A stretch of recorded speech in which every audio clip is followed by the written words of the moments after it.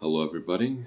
I think today I'm going to give some advice to people who are contemplating being authors or have already made up their mind that they want to be an author and don't really know what to do or where to go.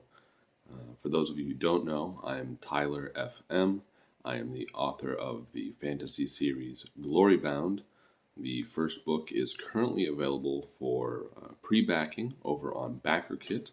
I will place a link to that down below if you are interested in a character-driven fantasy story that doesn't needlessly subvert genre expectations, but also isn't cliche. So why am I, a guy who's just now publishing his first book, giving advice to people who want to publish their first book? There's lots of people that are very accomplished and they have lots of experience, and that's really good, and you should probably listen to them most of the time. But people who are much further down the road than us newbies can lose perspective on what it's like being new and trying to grow an author career in the current environment, because people that got really famous 30 years ago, 20 years ago, even 10 years ago, maybe even 5 years ago, they were facing different problems than we are now. And so I thought if I'm just a few steps ahead on the path, I thought I'd look back and help anyone who's just at the very beginning catch up. So number one, I would say, is discernment. All right, you need to know what advice is good and what advice is bad. And that includes this video. Maybe some of my advice is bad. Use your discernment and figure it out. Because there's a lot of advice. Everyone has an opinion, especially if you're on social media. And I would say taking advice from people who have never published a book before is probably just a bad idea. You should throw away that advice. Maybe it's good, maybe it's not. But as a rule of thumb, I don't listen to people who don't know. Okay? That's why I think a lot of the advice about writers groups being good for critique and stuff is bad advice. I don't do it because, okay, I've never published a book. You've never published a book. What the hell do either of us know? So, and we'll get into that a little bit later with advice number 2. But yeah, I'd throw away, as a rule of thumb, advice from people that haven't published books before. And if you think I've only published one, throw it away. That's fine, again. And as I was talking earlier, advice from successful authors is often really good, but you need to pay attention when it's talking about making money. All right, so if it's advice about craft, the skill of writing, take all the advice from the experienced authors. Don't listen to me.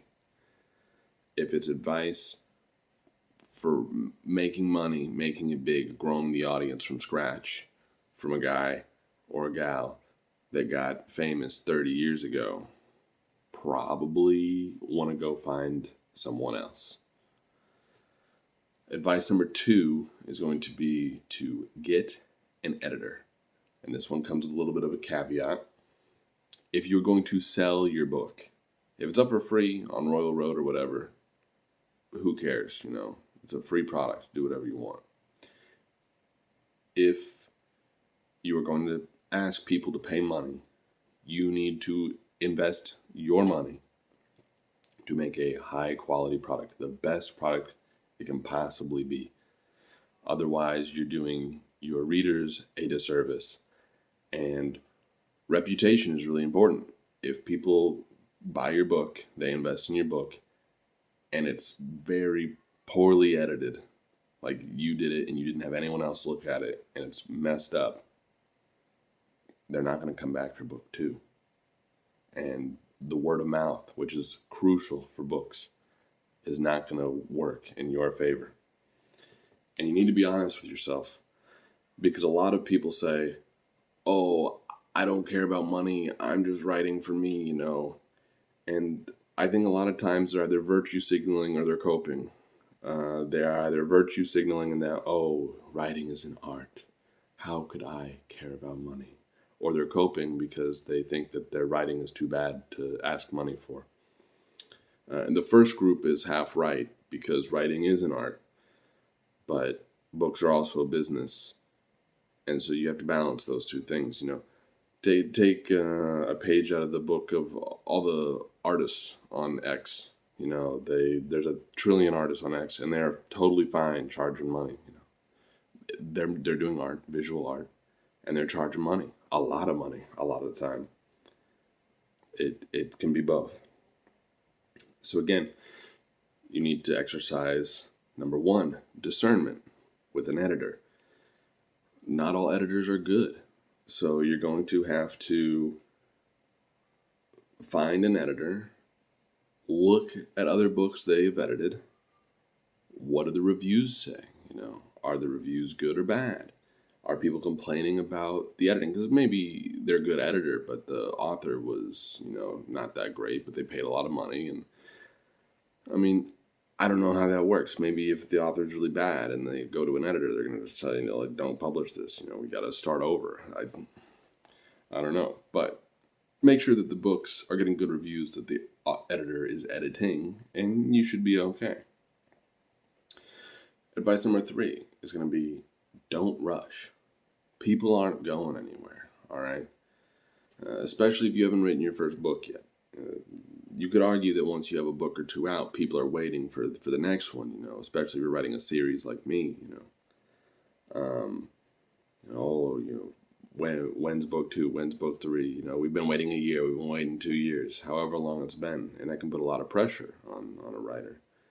But if you haven't published anything yet, chill, man. It took me 8 years to finish book 1, and granted, a lot of those years I wasn't actively working on it.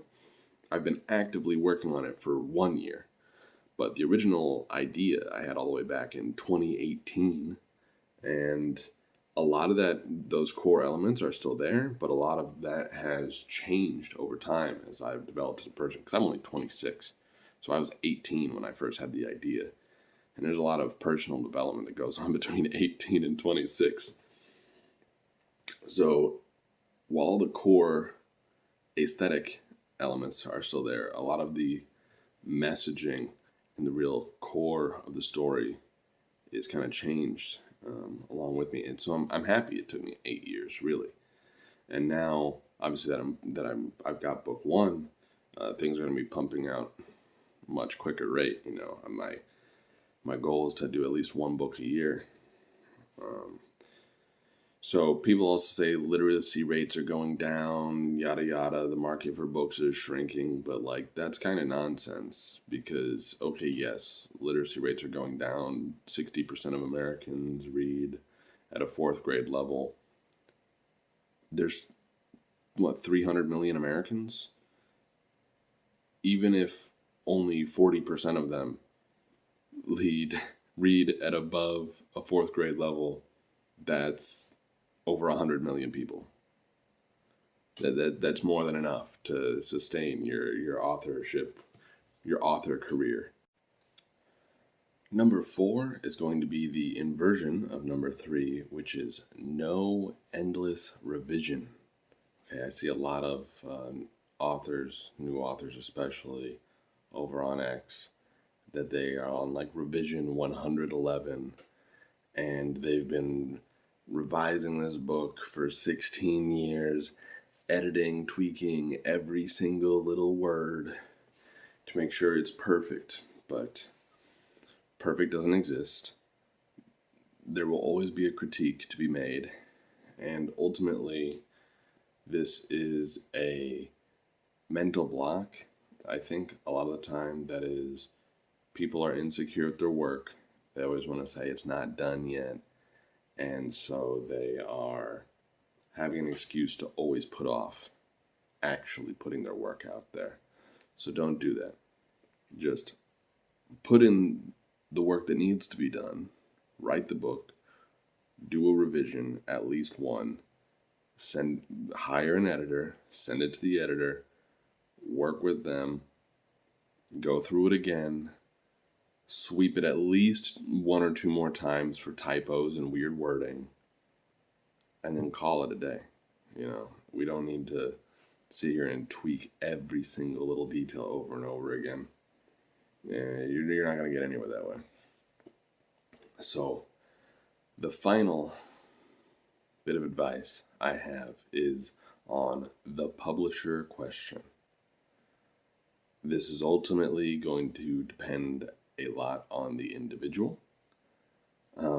If you look like me, if you are a white man and you live in North America, I would say you probably should not try to find a publisher, which could sound weird, but publishers have made it very clear, not just in their publishing habits, but sometimes quite explicitly, even in writing, that they are not interested in books written by white guys. This has led to some controversies of white dudes using pen names to pretend to be black women, and then they win a contest or they get published, and then it comes out that, they're not actually a black woman, they're a white man. And this is huge uproar. Publishers say, we wouldn't have published the book or we wouldn't have given you the award if we knew that you were a white guy. It's like, okay, so it's not about the merits of the work, it's about this whole political nonsense. And that leads into the primary point about publishers, is that publishers no longer act as sorry, the cat's jumping on the door handle trying to open the door. Excuse me. Publishers no longer act as a gatekeeper for quality like they used to. That used to be how you knew a book was probably going to be pretty good, is that it got published. Now, books on Amazon could be written by AI or just written in a Word document, unformatted and thrown up there with an AI cover and just let loose into the wild. So there could be no quality there, or rather no quality control.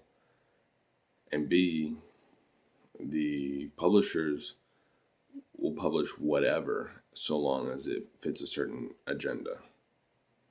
So ultimately, they're not here to guarantee quality in the bookstores either. So quality is the name of the game, ultimately, as an author in 2026. And this is why the editor is so important, and why you should also get a really good cover artist.